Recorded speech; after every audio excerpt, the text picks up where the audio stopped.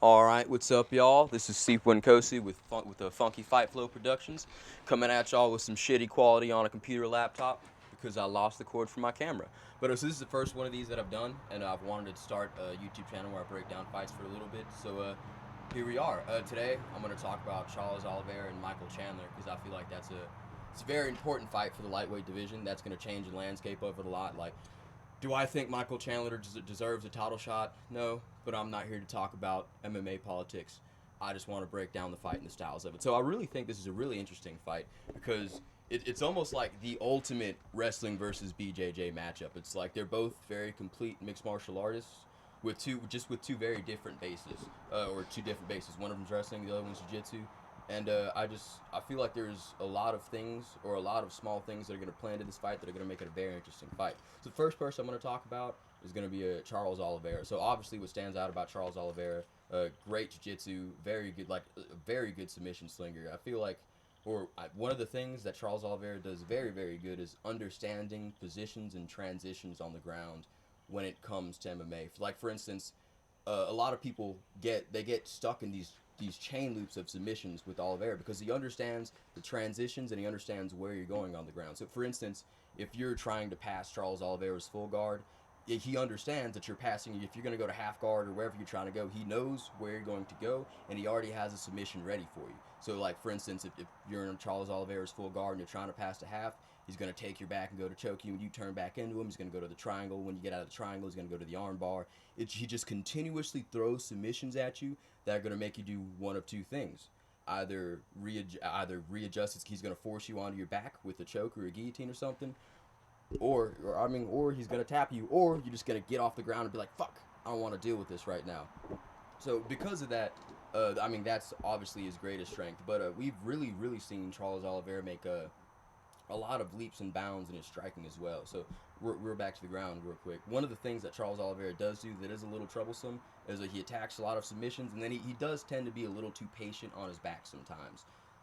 So for instance, when he fought Paul Felder and Paul Felder TKO'd him with elbows from the full guard, if you watch that fight, Charles Oliveira was all over Paul Felder for like the first, I don't remember if he ended in the first or the second round, for like the majority of the first round, Charles Oliveira was all over Paul Felder. He had him with several submission attempts. He had Felder's back like 3 or 4 times, and then he just kind of got tired. He was like, the round's almost over, and Felder managed to get in top full guard, and Paul Felder's kind of sat on his back and tried to stall, and ended up getting TKO'd with elbows.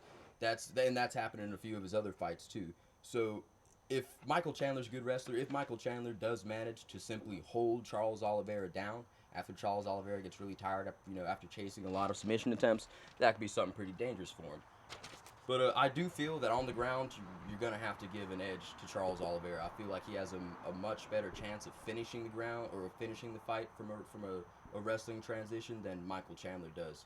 Because I'm going to get into Michael Chandler or in his grappling later on, so I'm just going to move on. So Charles Oliveira's striking is very good. We've seen him become a very dynamic striker since he started striking. He's very good at mixing combinations. He's very good at forward, walking forward, creating a lot of pressure and getting people to panic shoot on him, which is how he gets so many of his submissions. Like an earlier thing, it was his before he fought Tony Ferguson, he submitted Kevin Lee with a guillotine in what I believe was round 3 because he was walking Kevin Lee down, piecing him up, catched him with really good dirty boxing on the cage, and then he made Kevin Lee uncomfortable and he made Kevin Lee wrestle. And so because Kevin Lee was uncomfortable with the striking, he gets caught in the guillotine, game over. So and that's one of the things that Michael Chandler does do a lot. Michael Chandler doesn't really set up a lot of complex takedowns. A lot of the time, he's just walking forward, heavy pressure, and then he's shooting doubles or shooting singles, and he's using a lot of power to get his takedowns. Whereas other wrestlers like Charles Oliveira gets his takedowns a lot differently. So if he can pressure Michael Chandler and make Michael Chandler shoot, then like he could 100% snap up a submission off of that. So his striking is pretty good. Once again, a very dynamic striker, but he does have a few problems when it comes to striking on the feet, or definitely a few things that Michael Chandler can take advantage of. So for one, I really do think that Charles Oliveira stands in front of his opponents just a little too much.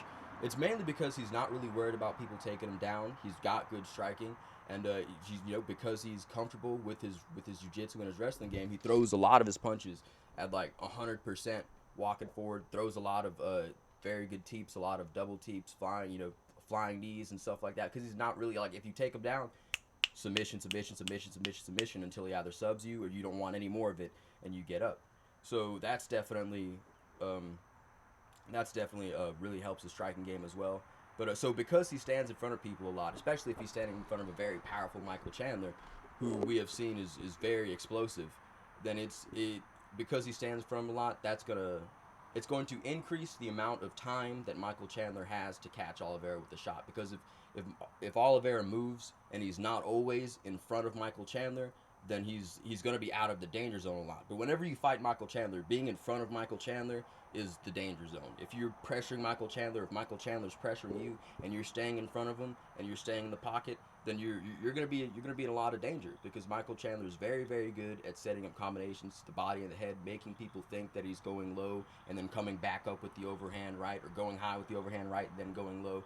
So it's going to be very dangerous for Charles Oliveira to stand in front of Michael Chandler, but that's just the way that Charles Oliveira fights. So I see Charles Oliveira coming out and pressuring and trying to pressure Michael Chandler and standing in front of Michael Chandler, and that could definitely be dangerous for him. Also, his jab, he's got a very clean jab. It's very precise, but it's kind of almost the same little flaw that Kamaru Usman's jab has. He always drops it back to his hip.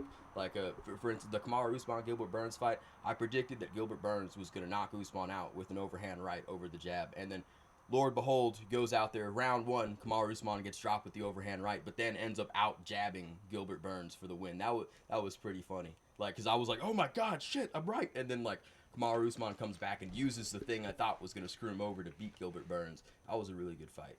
But back to what I was talking about. So, yeah, Charles Oliveira has a tendency to drop his jab a lot right after he throws. He does it with a lot of his punches. And in Michael Chandler's last fight, we literally saw him knock out Dan Hooker, another bad motherfucker. Saw him knock out Dan Hooker with an overhand right. That was a little different. He level changed. He went to the body and he switched his feet, came in with the overhand right, which was really, really nice. But it's Michael Chandler's very, very good at doing things like that, just setting up punches low and then coming up high. And so that is definitely one of the dangers that Charles Oliveira is going to deal with if he decides to simply come out and stand in front of Michael Chandler and pressure him a lot.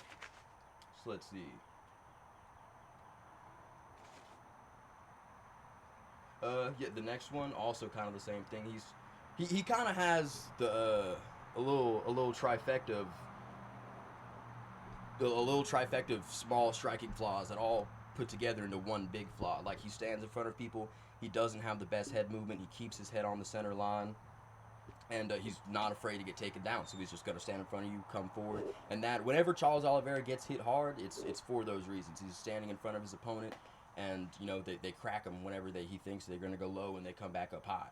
We saw that in the first Nick Lentz fight. Tony Ferguson caught him with a few good ones. Paul Felder, like, whenever Charles Oliveira gets hit, he almost has pretty much the same reason Tony Ferguson is very susceptible to getting hit.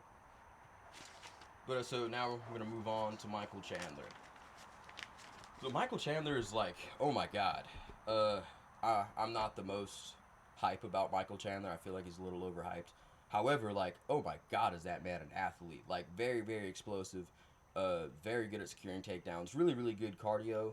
Yeah, his cardio is decent, but really, really good card in the beginning of fights. It's crazy the work rate that Michael Chandler can put up. Wow, I mean, in firefights, like his fight with Eddie Alvarez, like or with Benson Henderson, there were so many times where I was like, all right, he's tired, my man's done, and then he just keeps going. But he definitely does take his foot off the gas pedal a little bit. So Michael Chandler is one of those fighters. Once again, he stands in front of people a lot, but he has a lot of good head movement, and because he's so explosive, it's just hard for people to keep track of where he's going.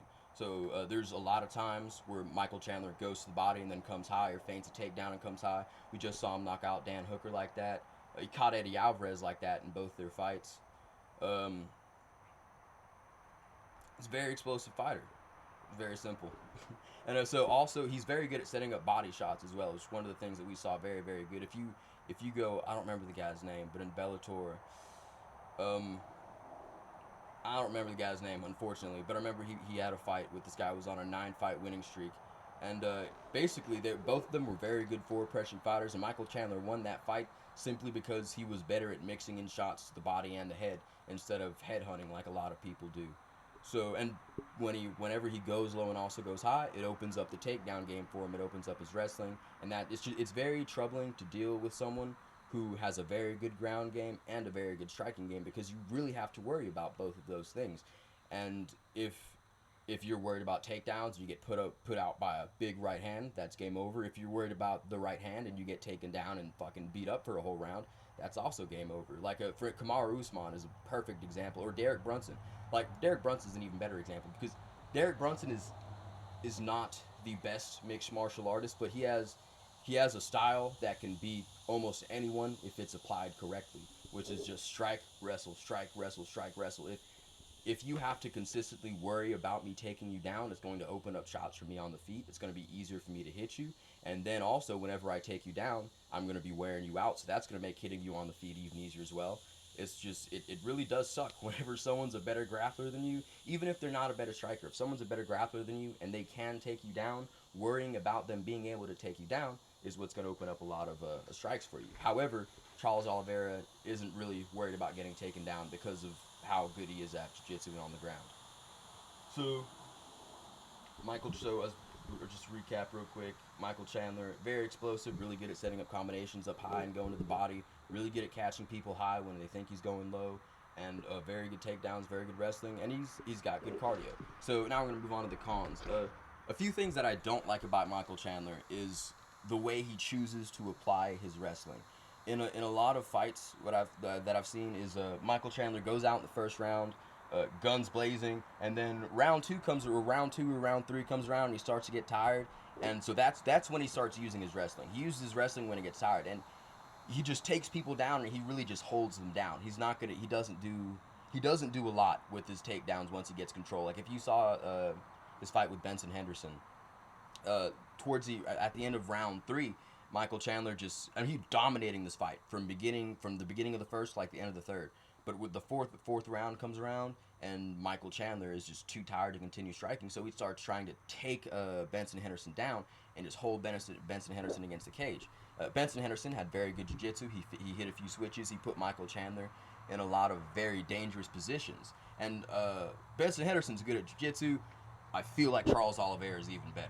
So if Michael Chandler does get tired in the later rounds and he decides to try to just take Oliveira down and hold him down, I don't see that going very well for Michael Chandler. I feel like Charles Oliveira is going to last better throughout the fight. He's going to have better cardio. And if it gets into the later rounds and Michael Chandler decides to deploy the strategy of just holding Charles Oliveira down, I do not think that'll work. If Charles Oliveira does mess up though and decides to sit on his back like he does sometimes, then yes. Whenever Charles Oliveira's been hurt by ground and pound, most of the time it's been when people are in his full guard and they just simply posture up and begin to work. Because Charles Oliveira is waiting for you to transition to set up submission. So if you're not transitioning, if you're simply sitting in his full guard and posturing up and trying to beat him up, Oliveira's he's patient. He's going to wait for you to try to transition and make a mistake, and then he's going to capitalize off of that mistake. He's not the most I don't want to say he's not the most offensive grappler, because he clearly is. He's throwing up all these crazy different submissions, but he's not necessarily trying to force these submissions on you. He's looking for you to make mistakes, to capitalize on your mistakes, to submit you. So if Michael Chandler holds him down in full guard and just sits there, and Charles Oliveira sits on his back, then yes, I think Michael Chandler could ride out a few rounds, and that could matter on the judges' scorecard. But I don't see that happening, because I think that Charles Oliveira understands that that's what Michael Chandler is going to want to do in the later rounds, and Charles Oliveira is not a retard. He's smart. He's made good adjustments in fights before, so I would like to think that Charles Oliveira is intelligent enough to make that adjustment, and whenever Michael Chandler does, if Michael Chandler even tries to take Oliveira down and to hold on him, hopefully Charles Oliveira will scramble a bit more and try to get out from that position or try to get to submissions and not simply wait for Michael Chandler to create transitions to look for submissions. Let's see, something else. What else do I have to talk about here? So yeah, I think Charles Oliveira is going to hold it better as the fight goes on, for sure. So I think that's all I really have to talk about today. I wanted to make this a little short video since it was the first one. Probably post a few